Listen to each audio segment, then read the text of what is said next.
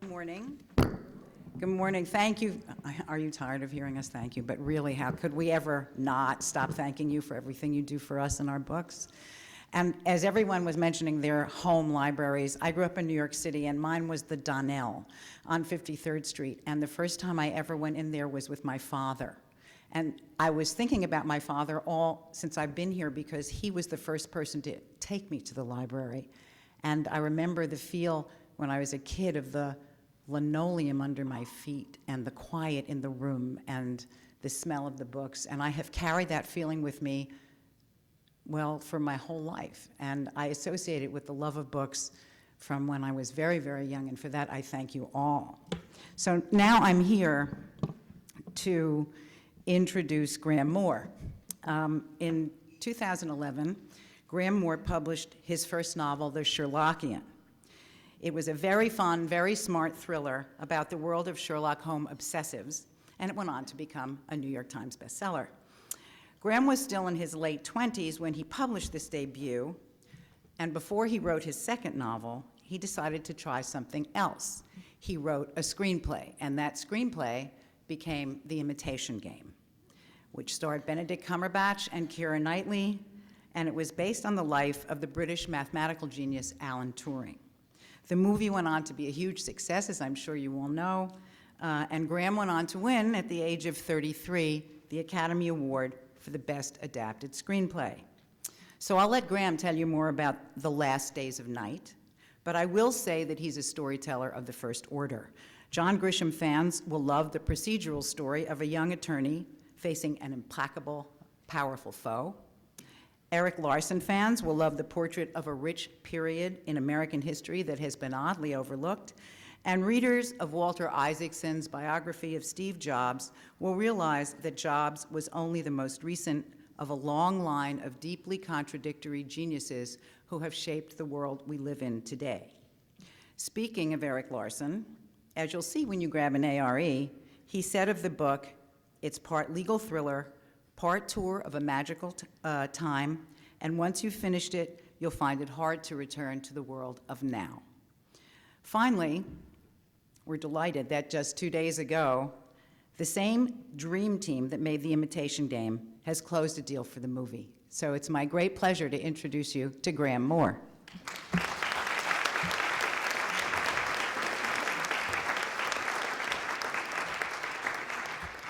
Hey, good morning. Thank you, Susan. Thank you, everyone.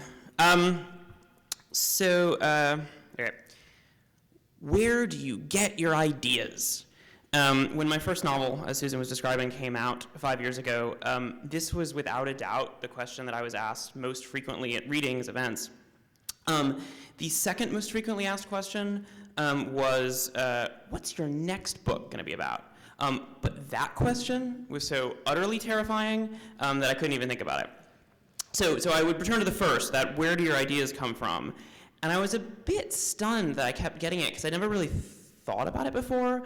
As Susan described, a lot of the pieces that I've worked on are about real people, real events, they're true stories. So I'd kind of mumble something like, well, it wasn't my idea, it happened. But then, as happens to me, I started getting obsessed with this question because it sort of freaked me out. Like, how does one answer it? It sort of became personal because for the first time in my life, I had just become like a writer for a living. It was like my job. People were paying me. I had a profession. And if I couldn't explain how to do my own job, well, that's sort of weird, right? Like, how do people manage to have ideas for a living, to sort of come up with stuff all day? So it's the 5 years ago, my book tour was coming to a close, and actually I had just started writing the first draft of the film script that would become The Imitation Game. I started writing it on that book tour. And I found myself, due to a sort of series of misfortunes involving a blizzard and some canceled flights, I was on a road trip with some friends from Chicago, here where I'm from, to New York. And if anyone else here is from Chicago and has done this road trip, you know that you spend much of this time in the great state of Pennsylvania, which just goes. There's no end to Pennsylvania. There's no boundary. It's just Pennsylvania as long as the eyes and your sort of awakenedness will put up with.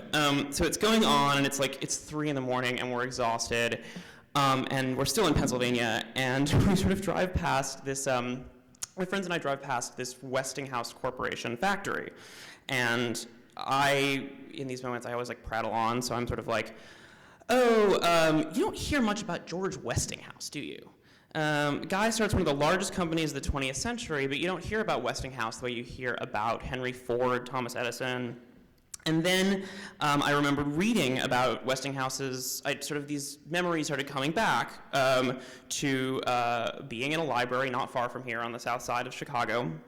I went to school and kind of reading one of those kind of the brilliant life of Thomas Edison picture books as a kid, and reading about Edison's famous rivalry with Westinghouse. I knew they had some sort of fight, but I couldn't remember what it was really about. I remembered vaguely that Nikola Tesla was sort of involved as well, and as these kind of memories of these things I'd read as a kid were coming back, I just sort of said that it was interesting that these 3 guys, Westinghouse, Edison, and Tesla, they each thought they were the one who invented the light bulb. They all worked on this light bulb project, and they hated each other because of it. How did these 3 guys who did the same job hate each other so much? And it was my friend sort of turned to me and was like, maybe you should write something about that. And this, I realized that in the story of this dispute, this was the answer to both of those questions. I kept getting asked at readings, what's your next book about, and where do your ideas come from? Because Edison, Westinghouse, and Nikola Tesla had much better ideas than I did. The light bulb was a really good one. So how did they do it, right? This was the question. So that was it, and that was what began this 5-year process of researching, and then finally writing my second novel, The Last Days of Night. This required the help of many librarians in many libraries from New York to New Jersey to LA, going through biographies, histories, court records, census data, scientific journals of the time, newspapers, so much more. And it was sort of as I was going through this years of research that I found this single sentence. It was one sentence kind of buried deep within an Edison biography that totally stunned me. So I was reading this thing about how in 1888, Thomas Edison famously sued George Westinghouse for violating his patent on the light bulb. Edison's suit against Westinghouse was valued to be worth about $1 billion in 1888. So you might imagine that's the sort of money worth going to court over. And so in response, though, Westinghouse does something insane. Westinghouse hired as his lead litigator a 26-year-old attorney named Paul Cravath. At the time, Paul was 18 months out of Columbia Law School. He had never really had a client before, much less ever tried a case. And now he was the lead litigator on the largest patent suit in American history, the suit that will control the formation of the entire American electrical system. And that's what The Last Days of Night is about. It's the story of this epic rivalry between Edison and Westinghouse, told as a legal thriller from the perspective of this clever young attorney who is in way over his head amidst these warring geniuses. And in a way, it felt sort of personal to me, because Paul, our protagonist, felt a lot like myself, this kind of reasonably intelligent person who's trying to sort of fathom the minds of these great geniuses, as I had just done on The Imitation Game, and was trying to do here with Edison and Westinghouse. And what was so interesting to me was that it turned out that these geniuses had such different ways of conceptualizing their own work.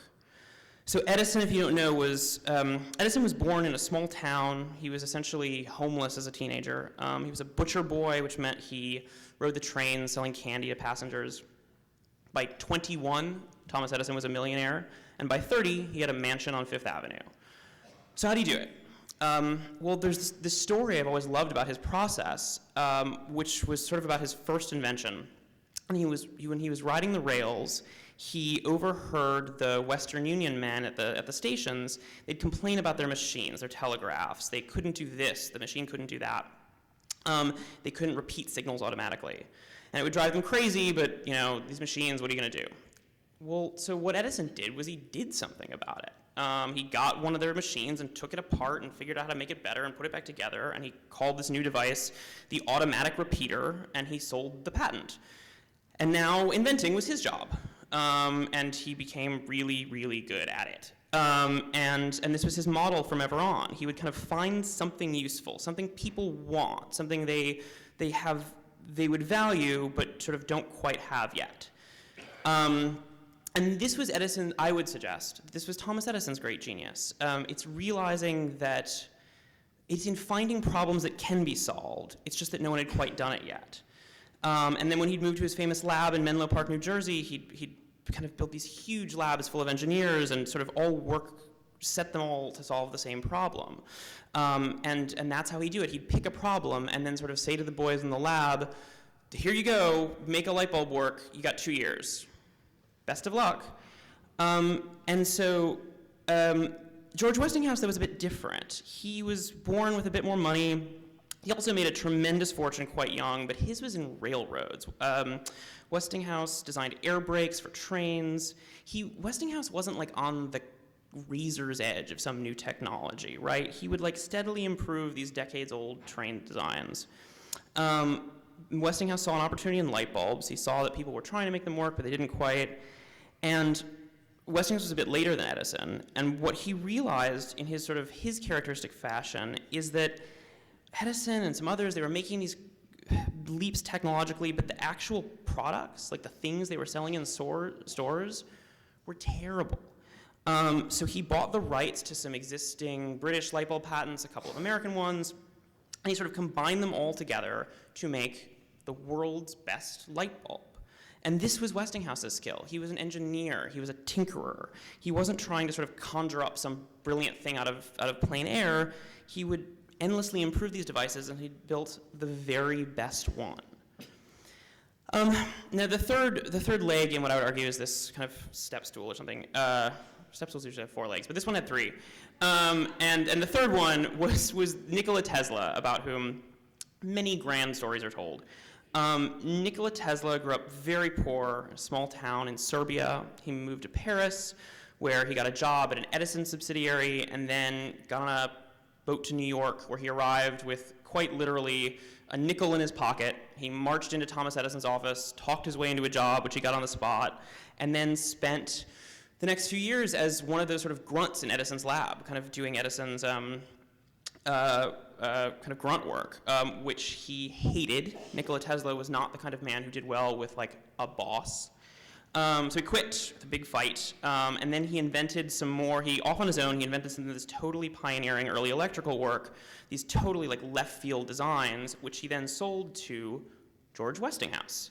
Westinghouse buys Tesla's stuff, incorporates it into his own, and Tesla tries working for Westinghouse. That lasts 3 months, maybe about 4, before he can't. It's like someone has to tell him where to be in the morning. He just can't handle it, so he leaves. And this was what was so interesting about Tesla, is that he was this pure idea guy. Like he'd have the brilliant idea, and then actually like turning it into a thing, a light bulb, a box. He didn't care. Like it wasn't, follow through wasn't really his thing. Manufacturing was not interesting to him. It was all about the idea itself. And once he had it, he was satisfied. His own mind was, in some great sense, his laboratory, his factory, and his sales office. And so when I began to think that each of these men thought they were the ones who kind of invented the light bulb, because they each had a different sense of what the word invent meant. They had 3 incompatible ideas of invention. I thought of Tesla as the thinker. It's all about the idea of the light bulb. Westinghouse was a craftsman. It was about building the very best light bulb. And Edison was the salesman. It was about realizing that people want light bulbs, and if you can make them for them, they'll buy a lot of them. And as I started going through this framework, thinker, craftsman, salesman, through the book, the similarities between these kind of 19th century technological rivalries and our modern ones became impossible to avoid. Steve Jobs would sort of famously accuse his rival Bill Gates of being really more of a businessman than a scientist, which is exactly what Edison always said about Westinghouse. And on the other side, Gates would frequently in the press point out that Jobs was not actually an engineer. He's more of a salesman who was really good at giving quotes to the press, which is almost literally word for word what Westinghouse would say about Edison. And so I kind of ask myself this question every day as I have the privilege of sitting down at my desk to write. You know, which am I? Am I like already and difficult like Tesla? On days like today, when I'm sort of on a stage with a jacket speaking to an audience, I feel like I'm in Edison mode. And on those kind of endless days when I'm just staring at the computer screen, obsessing over a single sentence over and over and over again, I kind of go through my tinkery Westinghouse phase. Because in writing this book over the last 5 years, what I've come to believe is that it takes all three to do something really great. You need a Tesla, an Edison, and a Westinghouse to build something as magical and as simple as a light bulb. And so, all of that said, I would return to our initial question, where do you get your ideas? And maybe this story sort of answers that in some way as well. I go on road trips and friends ask me questions and I start prattling like this morning, and then I get unreasonably obsessed with answering these questions.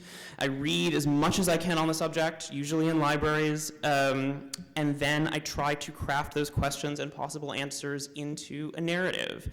And that's my job. That's what I do. It's not mystical, and it's, I promise you, really not that glamorous.